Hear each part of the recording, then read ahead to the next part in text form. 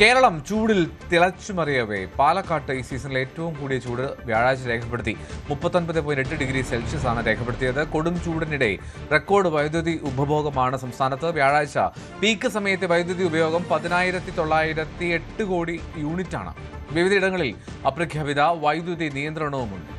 സാരംഗ് വിവരങ്ങൾ. വേനൽ ആരംഭിച്ചതോടുകൂടി കേരളത്തിലുടനീളം വലിയ രീതിയിലുള്ള കനത്ത ചൂടാണ് ഇപ്പോൾ അനുഭവപ്പെട്ടു വരുന്നത്. കഴിഞ്ഞ ദിവസമടക്കം പാലക്കാട് ജില്ലയിലാണ് റെക്കോർഡ് ചൂട് രേഖപ്പെടുത്തിയത്. പക്ഷേ ആ രേഖപ്പെടുത്തിയ ഡിഗ്രി സെൽഷ്യസിന് മുകളിലായിരിക്കും സാധാരണ ജനങ്ങൾക്ക് അനുഭവവേദ്യമാകുക. ഒരു 2 ഡിഗ്രി മുതൽ 3 ഡിഗ്രി വരെ കൂടുതൽ ചൂട് സാധാരണ ജനങ്ങൾക്ക് അനുഭവവേദ്യമാകും. മാത്രമല്ല, തിരുവനന്തപുരം മുതൽ കാസർഗോഡ് വരെയുള്ള തീരദേശ പ്രദേശങ്ങൾ നിലനിൽക്കുന്ന ജില്ലകളിൽ ഈ ഹ്യൂമിഡിറ്റി കൂടി വർദ്ധിക്കുന്നതോടുകൂടി കൂടുതൽ അസ്വാരസ്യങ്ങൾ, അതായത് കൂടുതൽ ശാരീരിക അസ്വാസ്ഥ്യം അനുഭവപ്പെടാൻ സാധ്യതയുണ്ട്. ഇതൊക്കെ കണക്കിലെടുത്തുകൊണ്ട് കാലാവസ്ഥാ നിരീക്ഷണ കേന്ദ്രം കൂടുതൽ നിർദ്ദേശങ്ങൾ മുന്നോട്ട് വെച്ചിട്ടുണ്ട്.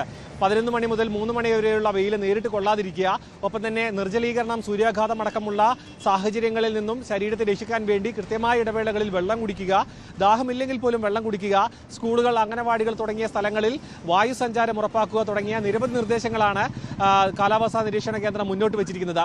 എന്തിനാലും വരുന്ന ദിവസങ്ങളിൽ ഇന്നും നാളെയുമായി ഒരു വേനൽ മഴയ്ക്കുള്ളൊരു സാധ്യത കൂടി കാലാവസ്ഥാ നിരീക്ഷണ കേന്ദ്രം മുന്നിൽ കാണുന്നുണ്ട്. അങ്ങനെയാണെങ്കിൽ കുറച്ച് ദിവസത്തേക്കെങ്കിലും കനത്ത ചൂടിനൊരു സമാശ്വാസം ഉണ്ടാകും. പക്ഷേ എന്നിരുന്നാലും വരുന്ന ദിവസങ്ങളിൽ, വരുന്ന ആഴ്ചകളിൽ, അടുത്ത മാസങ്ങളിലടക്കം ചൂട് വർദ്ധിക്കാനാണ് ഇനിയും സാധ്യത.